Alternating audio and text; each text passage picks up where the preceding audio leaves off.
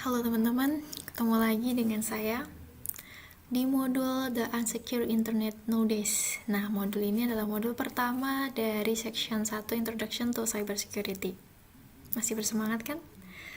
Oke, mari kita lihat topik apa aja yang nanti akan kita bahas ya teman-teman. Yang pertama di sini adalah who are vulnerable dan how to know if I am a victim.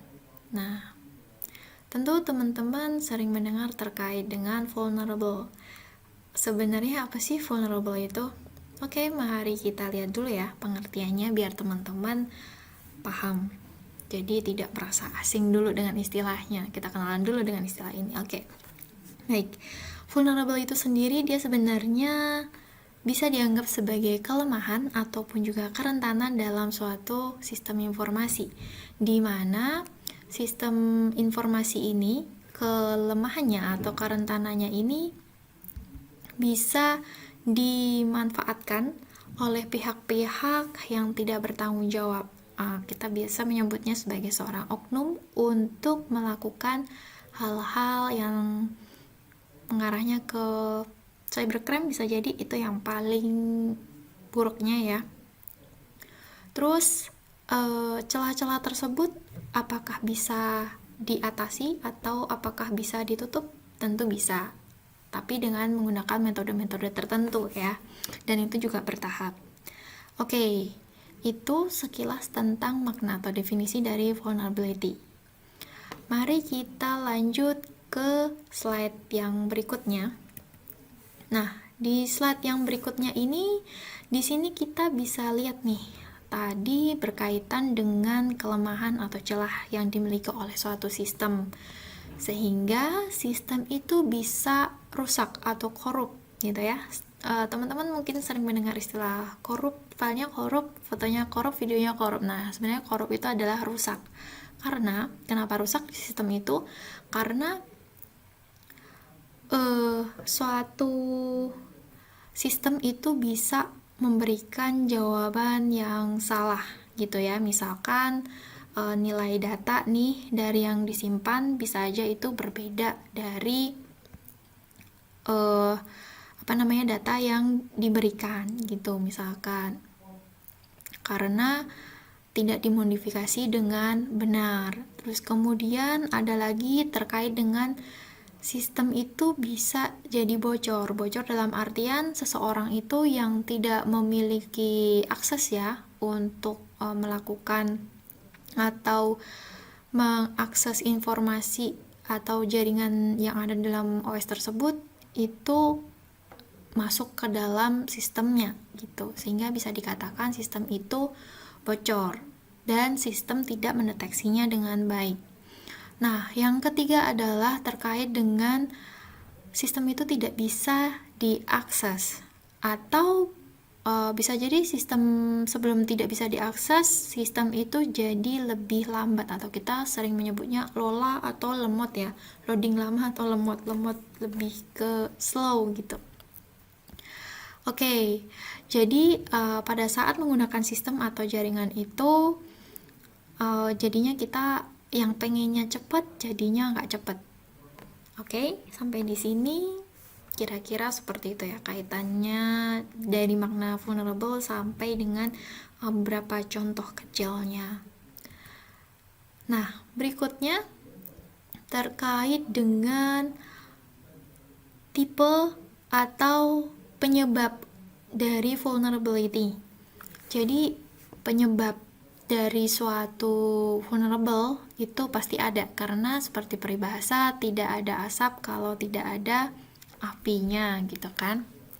Oke, kita pelan-pelan ya mempelajarinya. Di sini banyak istilah-istilah yang mungkin baru teman-teman lihat atau dengar gitu. Oke, mari kita berangkat ke poin yang pertama, yaitu kompleks sistem. Tentu kalau teman-teman lihat sistem sekarang seperti OS atau mungkin internet, itu terlihatnya sederhana, padahal di situ cukup kompleks teman-teman, sehingga vulnerability-nya itu lebih banyak.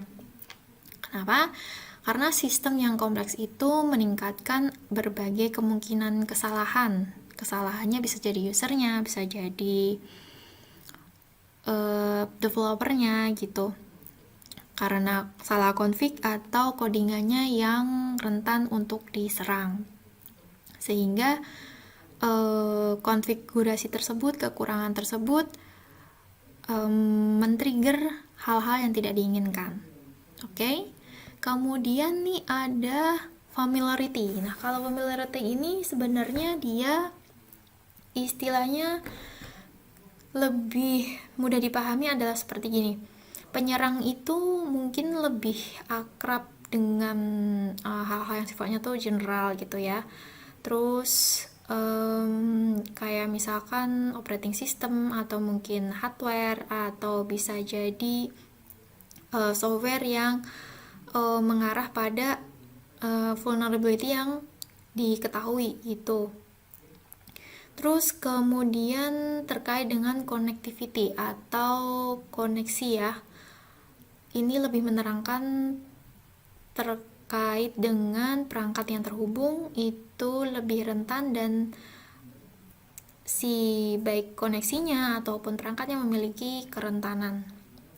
Kemudian poor password management. Nah, kalau poor password management ini sebenarnya dia lebih kepada password yang lemah sifatnya. Seperti yang kita tahu kalau misalkan kita masukin atau sebelum masukin password, register dulu kali ya, register ke software ataupun aplikasi yang biasanya dia ada indikator yang passwordnya ini lemah, medium, dan juga strong gitu ya. Nah, di sistem ini tidak terdeteksi seperti itu kira-kira, sehingga dia bisa dikategorikan ke dalam penyebab kelemahan atau kerentanan. Oke. Dan dari kelemahan itu bisa terjadi berbagai macam pelanggaran ataupun ancaman yang bisa aja muncul.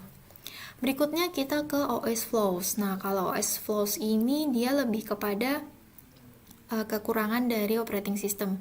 Kalau operating system yang kita tahu biasanya Windows, Ubuntu Linux, terus mungkin Android gitu ya. Nah, mereka memiliki kerentanan. That's why kenapa di beberapa periode atau di beberapa bulan mereka pasti minta update. Nah, biasanya nih di pengguna Android dan juga Windows ya, yang ada notifikasi untuk melakukan update. Oke, yang berikutnya ini adalah internet. Nah, kalau internet teman-teman sudah pasti sangat mengenal internet ya, gitu.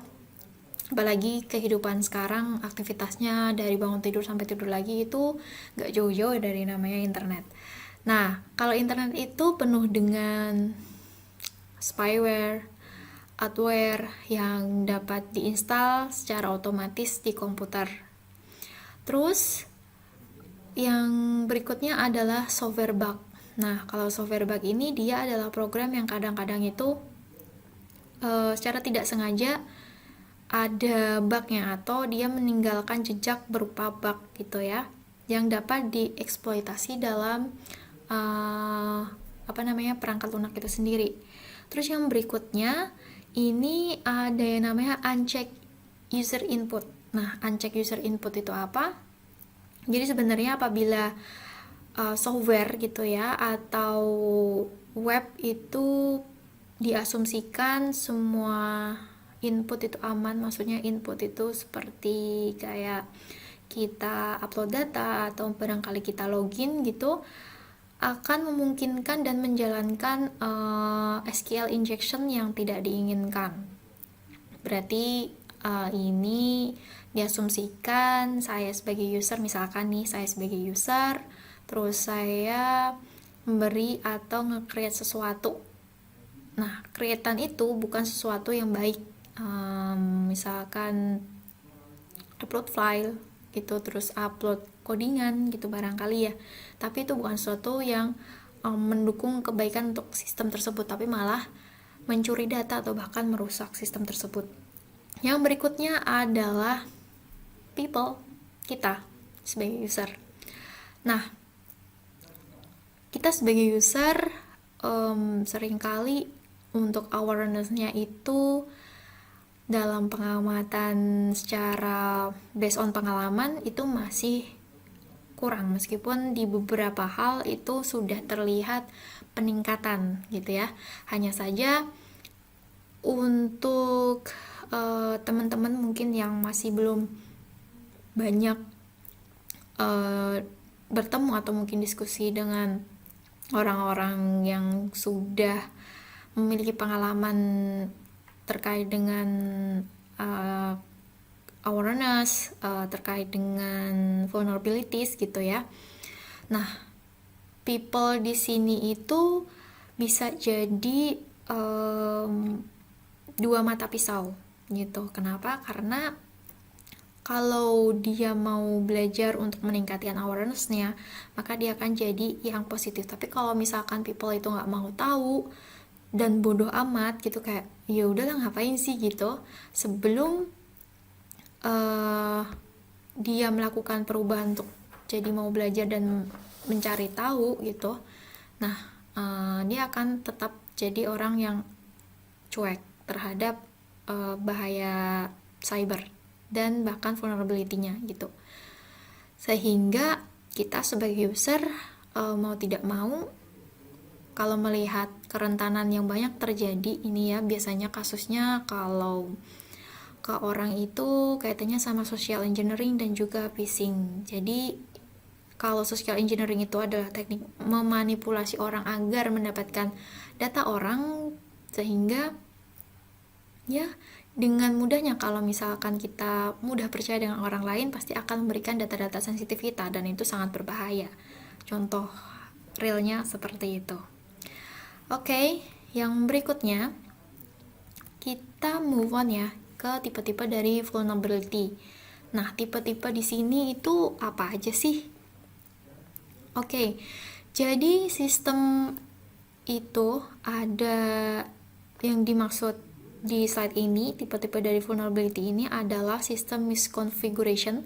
Jadi sistem misconfiguration ini merupakan kesalahan dari melakukan konfigurasi atau melakukan settingan-settingan ya, bahasa mudahnya gitu. Cuman kalau konfigurasi itu sifatnya lebih teknis gitu misalkan.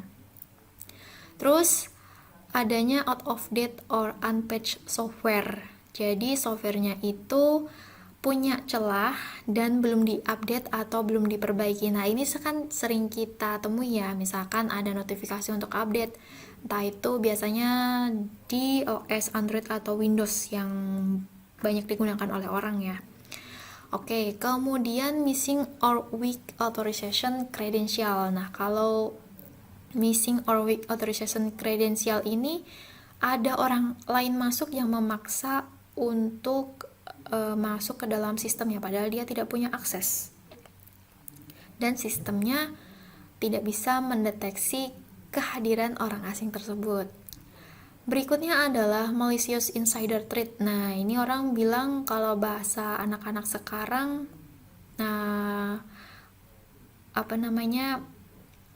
musuh dalam selimut ya.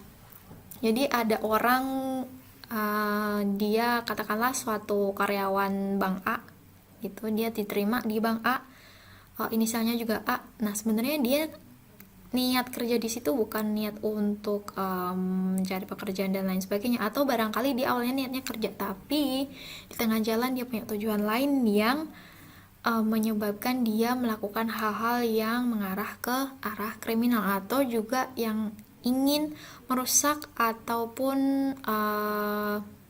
mengarah ke tindakan kriminal ya, cybercrime.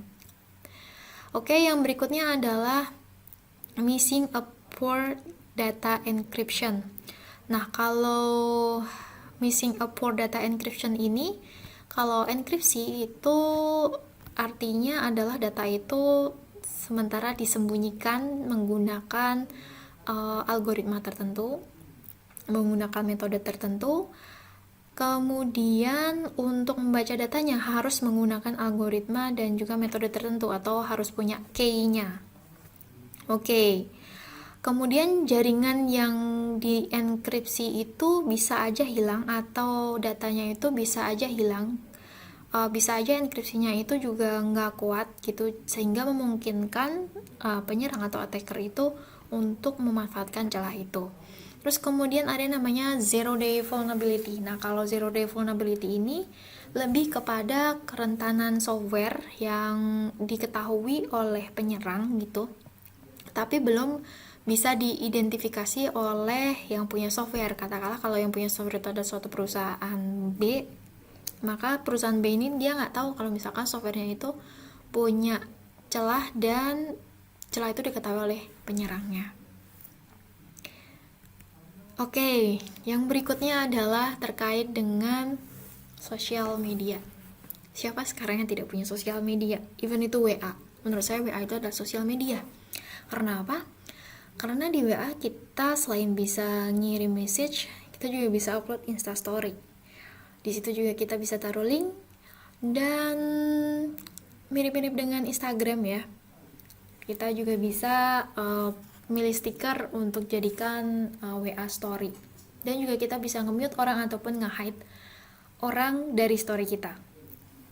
Nah, di sini teman-teman baik yang punya profile utama, punya media sosial utama gitu ya, ataupun punya media sosial alternatif atau akun alter, baik itu di IG, di Twitter, barangkali di Pinterest, Line mungkin, terus di Google, di YouTube, bisa jadi ya Facebook. Nah, itu gak masalah sih gitu, asalkan teman-teman punya awareness dan juga teman-teman bisa menyaring apa yang baiknya di-share dan apa yang enggak, agar tidak terjadi oversharing dan tidak dimanfaatkan oleh orang-orang yang tidak bertanggung jawab. Nah, kita sebagai generasi muda nih gitu ya, milenial, Gen Z dan juga Gen Alpha, pasti dari bangun tidur sampai tidur lagi nggak jauh-jauh dari yang namanya handphone.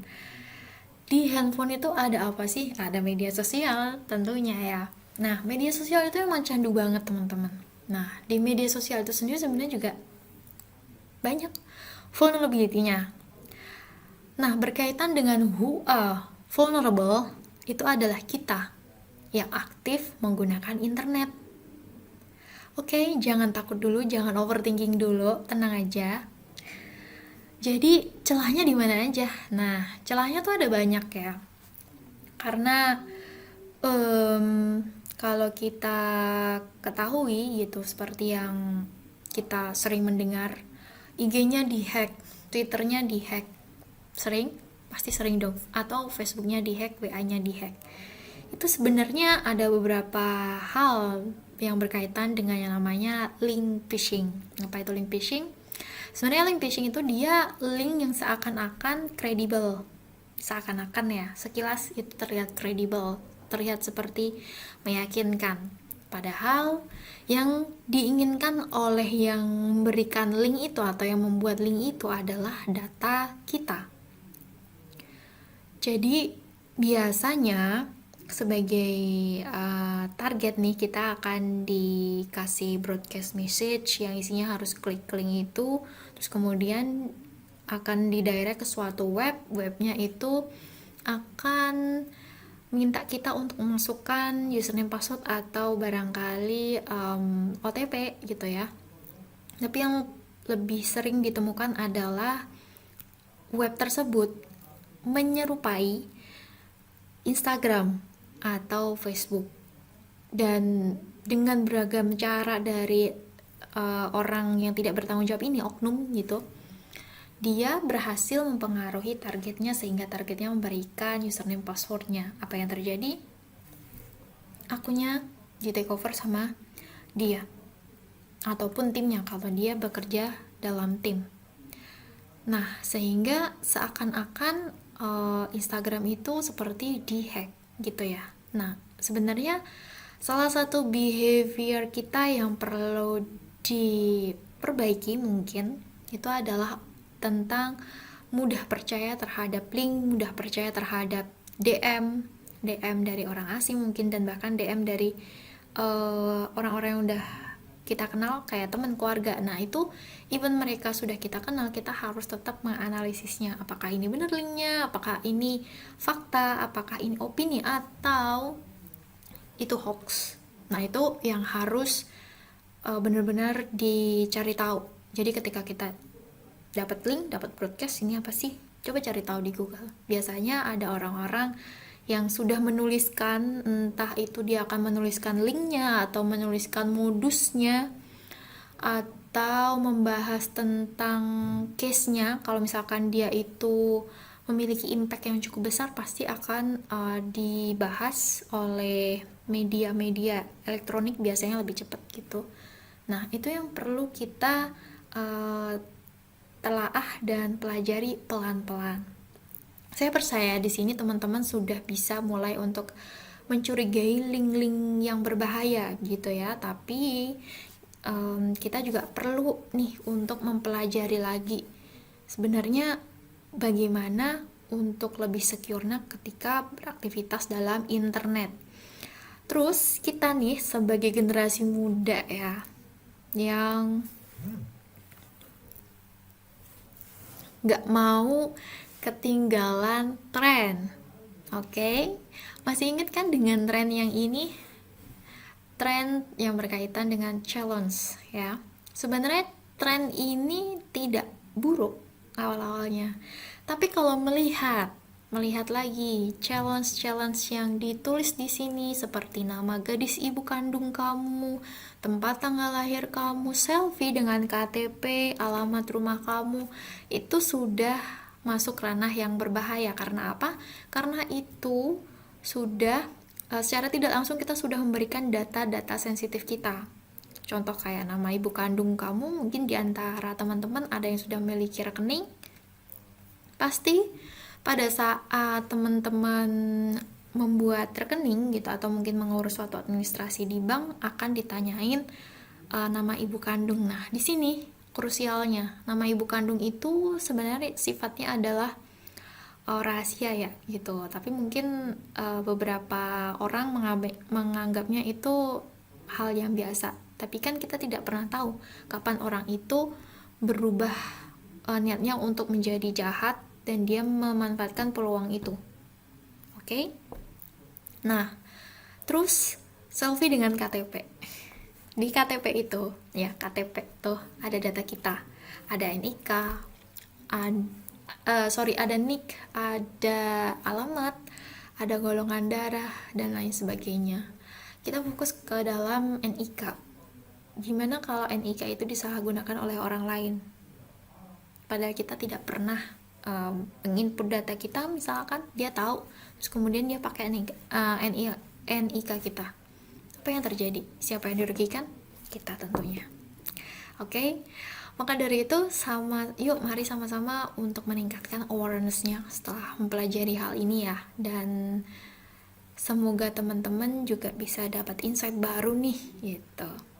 Ikut challenge nggak apa-apa, beraktivitas di media sosial, di internet nggak apa-apa, asalkan kita bisa memilih dan memilah apa yang akan kita share, dan jangan sampai kita cuman FOMO doang, biar nggak ketinggalan zaman. Tapi perlu dilihat dulu FOMO-nya tuh yang ngarahnya ngasih data sensitif atau enggak, apakah kita save apa enggak. Oke? Nah, ini adalah cara untuk mengidentifikasi apakah kita itu jadi korban atau tidak ya, atau akan jadi korban. Oke, yang pertama itu ada suspicious email. Nah, ini menarik. Jadi tiba-tiba kita dapat email itu isinya seperti agak memaksa, yang dia memberitahukan bahwa dia tahu informasi sensitif kita, kayak misalkan username, password, kemudian dia mengancam bahwa akan menyebarluaskan aib kita ataupun hal-hal yang sebenarnya tidak pernah kita lakukan gitu kepada orang-orang, dan dia pengen ditransfer dalam bentuk Bitcoin ke sekian gitu misalkan, atau minta ditransfer dengan jumlah uang sekian gitu, tapi lebih seringnya dia pakai Bitcoin. Atau tiba-tiba kita di email oleh suatu brand yang kita nggak pernah pakai brand itu. Oke, pernah dapat hal-hal yang seperti itu. Sebenarnya bisa diidentifikasi. Kalau misalkan teman-teman merasa tidak pernah melakukan itu dan merasa itu aneh gitu, langsung don't care aja. Berarti teman-teman ditargetkan akan menjadi korban. Akan bukan korban. Bagaimana kalau misalkan sudah jadi korban? Nah, kalau misalkan sudah jadi korban, semoga tidak. Semoga nanti teman-teman bisa mengambil pelajarannya gitu, tapi jangan lupa dengan pengalamannya. Biasanya modusnya itu tidak jauh berbeda. Terus kemudian jangan lupa update password, terus awareness-nya ditingkatkan, terus juga membuat pattern password. Terus selain itu juga teman-teman sering-sering ikutin atau membaca artikel-artikel yang kaitannya dengan cyber security dan berita-beritanya. Terus selain itu, indikasi kalau kita akan menjadi korban adalah slow speed. Slow speed di sini dalam artian PC kita atau laptop kita tuh jadi lebih lambat, handphone kita jadi lebih lambat. Tapi kita perlu menganalisis lagi tuh, apakah benar kita akan jadi korban atau bahkan udah jadi korban. Bisa aja lambat karena datanya udah banyak, memorinya kurang dan lain sebagainya. Terus aplikasi yang running itu cukup memakan RAM yang cukup besar gitu. Misalkan Chrome itu cukup besar memori yang dia butuhkan untuk loading ya, apalagi buka banyak tab. Gitu teman-teman. Oke, ini adalah reference untuk modul yang pertama. Semoga menjawab pertanyaan teman-teman selama ini. Sampai jumpa di modul yang berikutnya. See you.